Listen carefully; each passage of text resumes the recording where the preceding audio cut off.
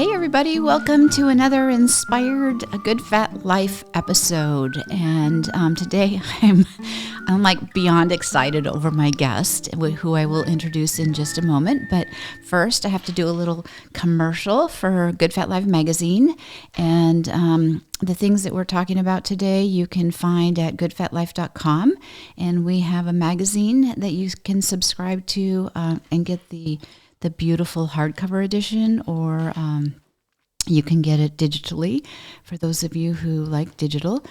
And we have workshops and all kinds of really cool stuff out there. So that said, I want to introduce Kylee Sanders, who is actually Kylee Thuringer Sanders, if I'm being technically correct. I was like, who gave you that name? Right? You did. So full disclosure, she is my daughter, and this is part of the reason that I am so excited that we're doing this episode today. And we are going to be talking about the spring. Today's the spring equinox, and why that matters. I never really, do you know what that is, Kyles? I mean, I knew it was like the changing of the seasons and, but I didn't know the origin story of it or the impact of it by any means. So I've been starting, with Good Fat Life this year. We're really working. We're what do I want to say? Focusing, exploring the seasons of life, right? Okay. And so we have birth to death, right? So you have all those seasons. There's lots of seasons in that one. Like you and I are in very different seasons of our life, right? Yeah, Kylie's got two girls, 8 and 6, the most beautiful children on the planet, of course. Not that I'm that kind of grandma, but I am. Yeah, talented, smart, and all that goes with that too. And then we've got the seasons of the year, right? Fall, summer, spring, winter. And then we have the 28 moon cycle, day moon cycle. Right? And so that's another season, if you will. And then we have the 24-hour circadian rhythm. That's our body clock. So we've had, in this last week, we've had two hits. I don't want to say hits. Two opportunities for our bodies to feel different because of the change in the seasons. And the first one was to the 24-hour circadian rhythm, which, we've talked a little bit about how that spring forward impacts our day, right? We're off. Yeah, and I don't. That was a big one for me. But everybody I know is even a week later is like, I'm still adjusting to the time zone change. Yeah, I'm with that 100%. Yeah, so we're diving into that in the articles this issue. Then today is the change of spring. So we're moving out of winter. We're officially moving out of winter into spring. And so I was doing some research around that and what that really means. And it means, and of course, like everything else, there's controversy around it, right? Some people say that it's when the actual balance of the length of the day and the length of the night is exactly the same. So we have an equal amount of darkness and an equal amount of light. So we're moving out of that winter hibernation period into more light and growth, the growth time of the year. So anyways, and then other people say, well, it's not exactly the same. They're like down to the second, and there's a few seconds of overlap. But you know what? It's like, okay, I'll leave that to the weathermen and the scientists, right? Yeah. Right. So what are you finding? So some of the things like with springtime energy, and I don't know, have you thought, I never really thought about it. We know that we feel different. Like today, like I was saying, it's like my head is like, oh my gosh, it's spring. You can feel it, right? You just want to just dance and shout and jump up and down. Yeah, so that's a big one here, especially, I mean, we literally have seasons here in Canada. I should say that Kylie's in Montreal. Yeah. And north of Montreal, so we get a lot of snow, and we still have a lot of snow. So for us to have a sunny day like it is this morning is like an extra dose of energy. So it really does change your mood. And for me, I really enjoy going out of the house and going to do my things because I just love seeing the sunshine, because it can get, snow for days, snowstorm after snowstorm. And, I mean, the other day it was -16 or, something around there, Celsius. We're in Celsius, right? So yeah, it literally changes your whole mood. And I can see the difference when we're in the middle of, month 94 of winter, and whatever feels like it. Yeah, sunny days like these, or it just warms up to freezing or just above freezing, is like, yeah, okay, we can. It changes your perspective. It changes your mood. You just instantly become happier. So. And it's but the part that, so we know that naturally and internally, right? But the part that I'm finding fascinating is it's like we were wired that way. We were wired as the days grow longer, and the air gets warmer, to just to want to like burst out like the plants and the flowers do. It's not, and I never really thought about it. It's kind of like, oh, how you feel. But right. that we were deliberately designed to be this way, to me, is like fascinating. Yeah, it is. It is, and we get I think we get a better perspective of that feeling where we live. Like I said, because I mean, if you're in places like Florida, which they have, they don't really have seasons. They have temperature changes, during the certain times of the year. But we really get the full perspective, and I think we really maybe don't take it for granted, because we have 4 months, 5 months that is dark, longer. The darkness is longer. We're really cold. You just want to stay inside. And so when it starts to warm up, the sun starts to come out, we really start, you get just a natural feeling of change and happiness. Like it's not that the winter is sad and depressing, but it just is it's just different. And here's some words like that. The energy of the spirit is rejuvenating, bursting full of growth. It's like a real time of creativity when our brains and our bodies are creating. We're cleansing. We're wanting to clear out.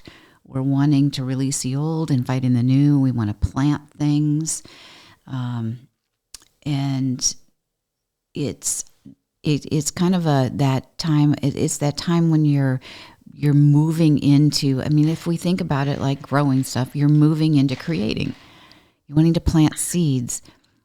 Yeah, my motivation definitely changes when it comes to the springtime, and I am a lot more motivated to want to start new projects and to clean out clutter and do organization. And I'm not really a gardener, but this is the time that people start their seeds. And in my kids' school, they start planting their little seeds in their egg containers or little plastic pots, yogurt pots or whatever. And that's the springtime. Your productivity, your creativity, and is kind of sense of self starts to emerge, like it does in nature. So I think it's connected. For sure. But do you find that I don't know, inspiring to know that this is kind of like part of the big plan, that we would have this season to and it's not that the ideas that we're creating are going to come to fruition. They're not going to fruit now. They're just going to be planted and start growing. And so what we can do is, I don't know what I'm trying to say. We can get like too much action. We can be like trying to rush things, where if we look at nature, there's a progression. You plant the seed, you water it, it starts to sprout, and it takes time. Yeah. And if we can watch that, then we don't get impatient or burn ourselves out. We can go, oh, okay, it's just part of the renewal, planting, growth process. Yeah, I agree with that. Yeah. I definitely agree with that. And so it's kind of like a reminder to let it pace ourselves, and just really enjoy being in that planting process. Well, it's such an important process. I mean, you talk about planting seeds and with planting literal seeds, the flowers or vegetables or fruits or whatever it is that you're trying to grow. But like me, I'm a teacher and a special needs teacher. Like planting the seed of trying to help a student, like confidence in general, is just a process that can't be rushed. It's too important, and so it's there's just some things that can't be rushed. So, and planting whatever it may be, positive thoughts, planting. If you're too rushed to the end, it's something that's going to get lost. It's not gonna grow the way that it could grow. You won't have all of its potential, maybe. And so I think the process and the patience is, and the perseverance as well, is really important to the whole processes. Those are really good points, because they are, right? Yeah. Right. So, well, it's, and I know this is kind of it can sound like simple and obvious, but sometimes we need to be reminded, right, of the simple, obvious stuff. Well, especially today and in social media and my generation is the instant gratification generation, where we're like, we want it now. And ever since, growing up, we had more and more access to information with the invention of the internet, and we had, cell phones. We could be contacted at any time. We want to know something. It's not like we take the time, we go to the library, we go to the dictionary, or we find the book and we look up the information. Everything's so instantaneous. And social media really changed that game as well, to have such crazy fast access to people we never would have had access to information we never would have had access to. And so I think you're totally right. It's really important to stop and appreciate what patience and perseverance. It's such a value. It's such a virtue. They say patience is a virtue. There's a reason for that.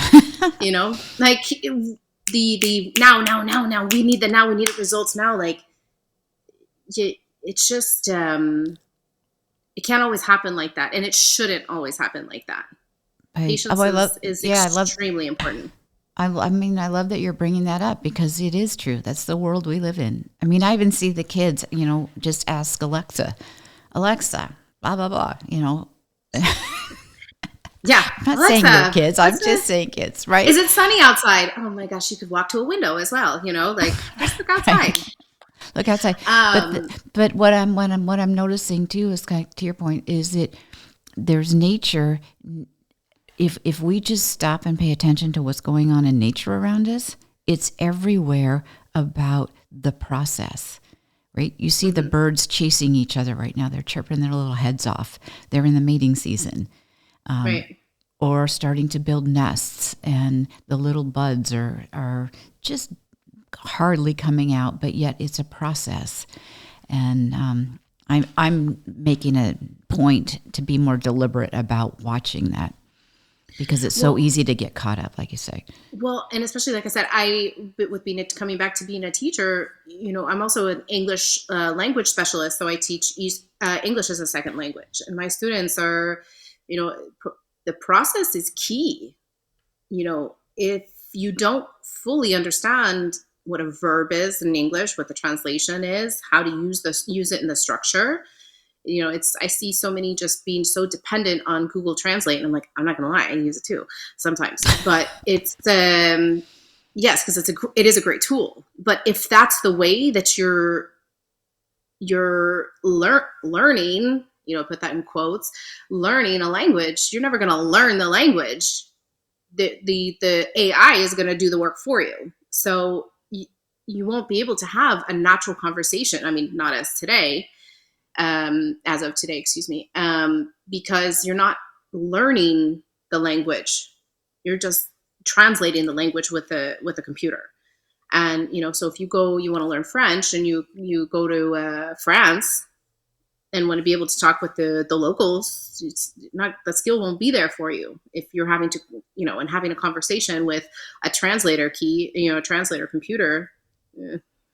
It's That's a not whole nother it's long. It's a whole topic, nother isn't it? thing. The whole Yeah. So AI thing is a whole nother topic. I Yeah. try to explain to my students, like, the process is the key. Learn it correctly. Learn the proper way to do it. And as long as you practice every once in a while, you're not going to lose that skill. And they're just so quick to want to have the answer.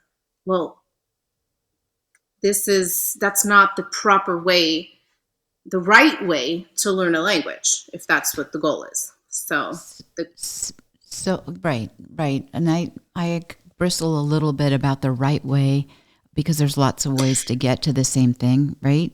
for sure, But 100%. But I mean, I want to say, like, in my point, the right way is to learn it then properly, not to just depend on Google Translate or to do to the work build a for you. foundation. You're building a Build the foundation, right? foundation. Yeah, Yeah, just learn a few verbs. Learn that the noun comes before or comes after the adjective. And it's not a well, what am I? They say a car blue. It's a blue car. Just little things like that. make a So difference. yeah, make a huge difference in comprehension and clarity and in understanding. So yeah, I And think if you in Oh, I'm sorry. go ahead. So if you just go back to the seed, there's a process to it. Hmm. Nature There's a has a process to process, it. right? Yeah. Right. And it also avoids, if you are patient, it avoids frustration, unnecessary frustration, and with some of my students, unnecessary anxiety, because the frustration usually manifests from anxiety. Okay, So I don't you know the answer. What's the answer? I need to know the answer. And no, it's okay if you don't know the answer. That's why we're here. Like, just chill. We're good. We're gonna learn. So, so you brought up the one of the basic reasons why with Good Fat Life we wanted to study the cycles of life, the rhythm of life and the seasons this year, because if we understand that, then we're working with it. We're Right. working Oh, with the exactly. way we were designed and the world was designed and life was designed so that we're aligned with it, and we eliminate anxiety and frustration because we're using it in the way it was designed to be. So if we can honor the seasons, or we understand the seasons and how they impact our life, we can work with it, right? Instead of be Yeah. fighting and having anxiety, and anxiety creates illness, and it creates unhappiness and disease, and all of that goes with that. Well, anxiety can be literally crippling and life-changing, all in a matter of hours or overnight. I mean, I've seen it happen personally in my own life recently, and then in family members or friends, and my students, colleagues. I mean, there's a teacher shortage for a reason. There's a lot of pressure and a lot of anxiety in the world, and especially on teachers and nurses and doctors. I mean, it's big. It's big it can be big life changing. It can have a huge impact on your life in ways that you never would have imagined. Oh yeah, I mean, Right. anxiety is part of life, but it But what, can right? But control your life. and if you so part of why we're doing what we're doing, having a conversation today, is to help provide tools or insights or perspective on how to show up every day in a way that is abundant and joyful, right? And Right. and and happy. It's kind of like, okay, I'm feeling a little anxious. Let me look at the daffodils and see what they're doing today. Yeah, I think that's what's one thing that you always taught me is, I mean, this might be oversharing, but my one comment about that's been consistent about you, my mother, over my life, is that you've always been maybe a bit Pollyanna, a little bit. You were always, but I think in the way that is so amazing is you're just so optimistic. It's like, all right, yeah, okay, this sucks right now. Whatever you're going through, this is not fun. When I was going through my anxiety that left, I had to quit my job for a while because I could not be in the classroom. I was not okay enough to be in the classroom. And it was like, okay, let's try to find something you can do that makes you happy. Whatever it is. I always appreciated that because it was like, yeah, this sucks. It was never like, oh, it's going to be fine. diminishing the feeling, diminishing the situation. It was just like, all right, let's acknowledge it, but we're going to try and find some way to make you feel better, even if it's for a few minutes. And I always thought that was really great advice. And there's that show, Life of Kimmy Schmidt or something like that. And she's saying, one of the quotes is, because she's in a bunker, and she's saying, anybody can do anything for 10 seconds. And I love that. I love that. You can distract yourself for 10 seconds, or you can do a task that you really don't want to do for 10 seconds at a time. And I love that. I just love that perspective. It kind of, in moments that are difficult, like, it kind of keeps me going, okay, all right, I can get through this for the next 10 seconds. I can get through this for the next minute. Okay. Or I'm just going to allow myself to wander for 10 seconds. Okay. I'm going to think about beach in Hawaii, like whatever. Or you're bringing to me Mary Poppins, right? A spoonful of sugar makes the medicine go down, right? Spoonful of sugar, eat a brownie. But it's just, you've got to find, and that's what I've learned through what I've been through recently, and when with you as a mother, is you got to find that little motivation, even if it's for 10 seconds. And it's either to do the task that you don't want to do, or it's to let your mind kind of fly away for 10 seconds. So since it's springtime and the first day of spring, I'm going to go to the idea that we're going to have flowers here pretty soon. Growth and warm weather, and we can be outside a little bit. I'm gonna do it because we still have probably a solid 3 feet of snow at our house. So I was going to create, I think, a snow garden. Also, I think it's on my Instagram, but where you take watercolors, like food coloring. Food coloring. You put food coloring in water, and you put it in spray bottles, or you put it in like a squirt bottle, and then you draw flowers on the snow, and it looks like spring. I was like, that is awesome. To pick me up. That is awesome. Yeah, I'll see if I can find the picture that was my inspiration, but it was. Yeah, and we'll post it on our Facebook page. Yeah, I'll find it and I'll send it. Okay. All right. But it just made me happy because I was like, way to make lemon out of lemonade. I mean, like lemonade out of lemons. Like, even little things like that. And it was just, all right, you know what? Spring may not be here officially, but we're gonna make it. We're gonna make it awesome. Be here anyway.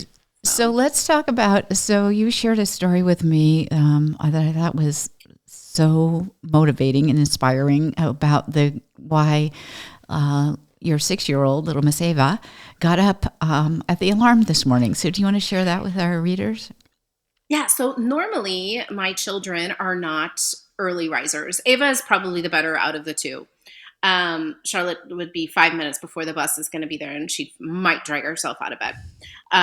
But Ava jumped up at the alarm because today was a special day at school. She's in kindergarten, and it's the prohibited day. But what I mean by this is they're allowed to bring or do 5 things that are normally prohibited at school. So she could either wear a costume or pajamas. And she chose her Anna costume. I mean, we're talking the boots, the cape, everything. She could have a snack that was not a fruit. Like normally they can only have like a cheese or a whole fruit.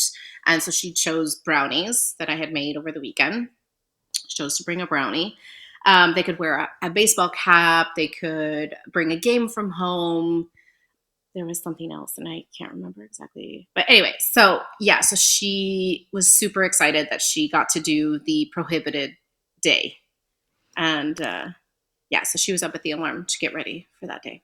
Which I was like, as a parent, I'll take it. Whatever it is. Right. Any help to get these children up in the morning, I will. So you're using the tools that make for a better, easier day for everyone, right? Oh yeah, work smart, not hard, right?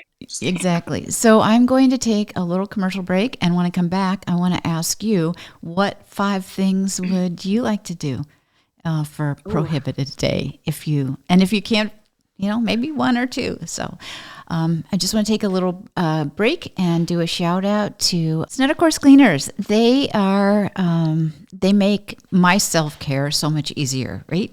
I put my items in a bag, I put it on the front door porch, and they show up a couple days later or that day, depending upon the schedule, clean, pressed, stain-free, and ready to go in my closet. So I never have to wonder, oh my gosh, is what I want to wear ready? Because I just know with Snedeker's cleaners in my life, it is ready.